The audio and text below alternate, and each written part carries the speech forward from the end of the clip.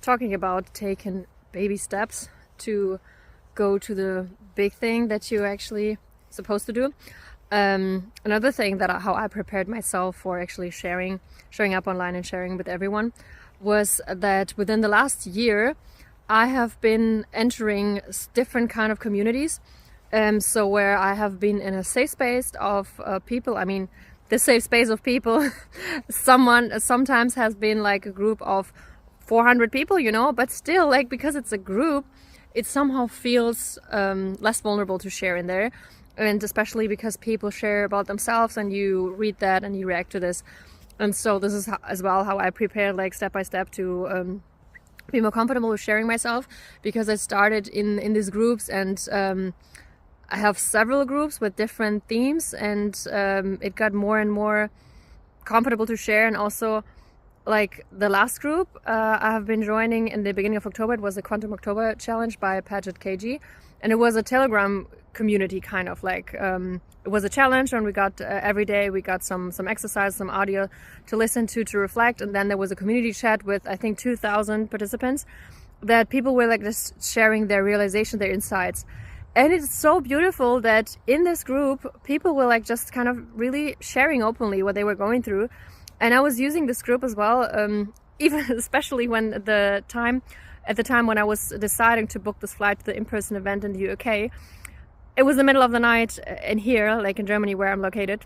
So I just wrote in the group, like, guys or girls, people, I am about to take this decision and I'm really hesitating if I should do it. Am I crazy? Am I stupid? Am I naive? And some person, like, I have never talked to her before, said, girl, do that. Like, I feel it's really huge for you. And it was like just this comment helped me to actually book. So it's kind of again about permission, because this person just gave me permission to do it. And just her writing this, and she didn't know anything about me, she didn't know anything about the situation, but just her writing this helped me to do it, right? And it's not about like irresponsible of someone telling you what to do, you know, like you still, like, you're responsible for your own actions, right? You have to trust your own discernment. But me reaching out into this group was like kind of, this was me helping myself to take the decision. I knew exactly where to go to get the confirmation, to get this last push that I needed to actually do it and to follow through with it.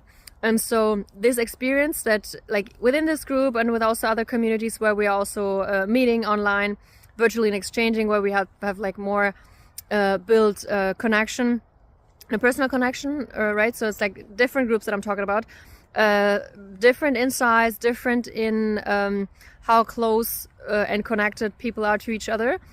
And this is how I experienced how kind people can be, like, that you've never met, you know, how encouraging few little words can be, how inspiring people can be who just share what they're going through. And this is what also helped me to grow into the version of me who's actually now ready to share with everyone and not feeling too vulnerable or too exposed with this.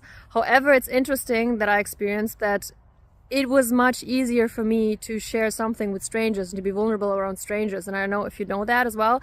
I experienced this a lot during travel as well. I've been traveling a lot alone, or like with few groups and stuff. And I have experienced that it's much easier for me to share stuff about me that people who know me for a long time don't know about me with these people, because I've never get to meet them. And I mean, it totally makes sense, because it's always like the underlying emotion is always like fear to be rejected, punished, judged, or to lose people, right? And so with people you actually know, you love, or who connected to people you know and you love, there's much more at risk to share something that they would judge, reject, or punish you for than with strangers, right? Because strangers is like, okay, if they don't like you and you will never see them again, doesn't matter, it doesn't hurt that much, right? And so it's interesting as well, like with posting on social media, I mean, the minute I did it, I didn't really think about it. Like, I didn't allow myself to think about it, I just did it. And then it was out there and it was done.